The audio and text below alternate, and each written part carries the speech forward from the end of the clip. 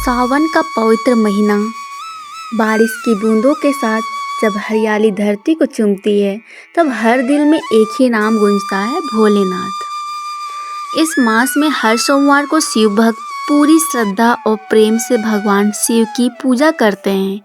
बोलबम के नारों से गूंजते रास्ते, कांवड़ लेकर चलने वाले श्रद्धालु और देवघर जैसे तीर्थस्थलों का दिव्य वातावरण, ये सब मिलकर बनाते हैं सावन का सबसे चमत्कारी और पुण्यदायक समय। आज हम आपको सुनाने जा रहे हैं एक ऐसी सच्ची कहानी जो बताती है कि कैसे सावन महीने में भोलेनाथ ने एक गरीब भक्त के जीवन को अपने चमत्कारी आशीर्वाद से बदल दिया। बिहार के एक छोटे से गांव में रामू नाम का एक गरीब मजदूर रहता था। रामू की जिंदगी बहुत ही कठिन थी। उसका एक छोटा परिवार था, बीमार पत्नी और एक 6 साल का बेटा। रोज की दहाड़ी से मुश्किल से गुजारा चलता, लेकिन एक चीज़ थी जो रामू के पास अनमोल थी, उसका विश्वास। रामू भोलेनाथ का अनन्य भक्त था। हर साल सावन महीने में वह कांवड़ लेकर देवघर जाता था। पैसे की तंगी, शरीर की थकावट, सब कुछ झेलकर वह बोलबम का नारा लगाते हुए हर साल पैदल यात्रा करता। इस साल भी रामू ने संकल्प लिया था, भोलेनाथ, इस बार भी आपके दरबार आऊँगा, चाहे कुछ भी हो जाए। सावन की शुरुआत हुई और इसी बीच रामू की पत्नी की तबीयत और बिगड़ गई। डॉक्टर ने इलाज के लिए हजारों रुपए मांगे, जो रामू के पास नहीं थे। उसने गांव में कर्ज मांगा, लोगों से मदद मांगी, लेकिन सबने मना कर दिया। ऐसे में रामू का मन टूटा, लेकिन उसका विश्वास नहीं। वह रोज भोलेनाथ के सामने बैठकर एक ही बात कहता, भोले बाबा, मेरी लाज रखना, मैं आपकी शरण में हूँ। एक रात जब बारिश तेज हो रही थी और बिजली कड़क रही थी, रामू ने एक सपना देखा। सपने में रामू को एक साधु दिखाई दिया, सफ़ेद दाढ़ी, भस्म लिप्त शरीर और त्रिशूल हाथ में।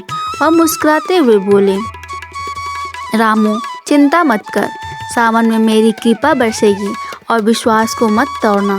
देवघर आ और बाकी सब मुझ पर छोड़ दे। रामू की नींद खुली, उसके शरीर में जैसे ऊर्जा दौड़ गई। उसने पत्नी से कहा, मैं कांवड़ लेकर जाऊंगा, बाबा ने बुलाया है, वो सब ठीक कर देंगे। पत्नी ने कमज़ोर आवाज़ में कहा, पर हमारी हालत? रामू बोला, अगर बाबा ने बुलाया है तो रास्ता भी वही दिखाएंगे।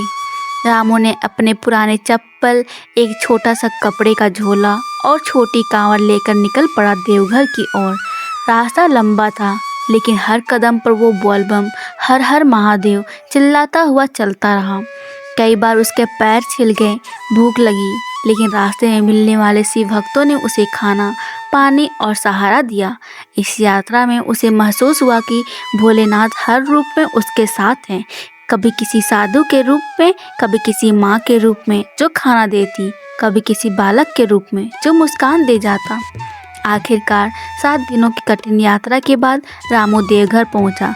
बाबा बैद्यनाथ मंदिर में रुद्राभिषेक के लिए लंबी लाइन थी। थका हुआ शरीर, आंखों में आंसू और मन में अटूट श्रद्धा। उसने जल चढ़ाते वक्त सिर्फ एक ही बात कही, बाबा, अब सब तुम्हारे हाथ हैं, मेरी पत्नी और बेटे की जिम्मेदारी तुम्हारी। जैसे ही उसने जल चढ़ाया, मंदिर की घंटियां तेज बज उठी। आसपास के लोग बोले, देखो, आज तो बाबा ने कुछ खास आशीर्वाद दिया है।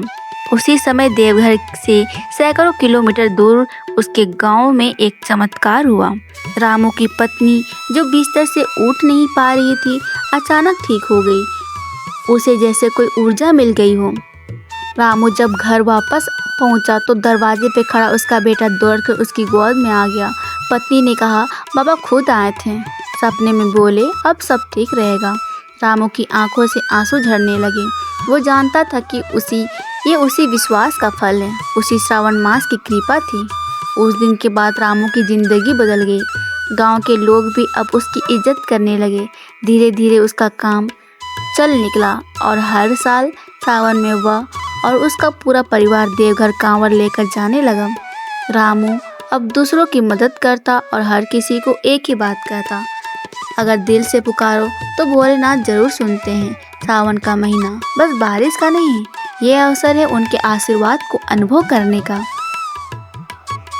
दोस्तों, ये कहानी सिर्फ रामू की नहीं, ये उन करोड़ों भक्तों की कहानी है जो सावन में भोलेनाथ की शरण में जाते हैं और चमत्कार पाते हैं।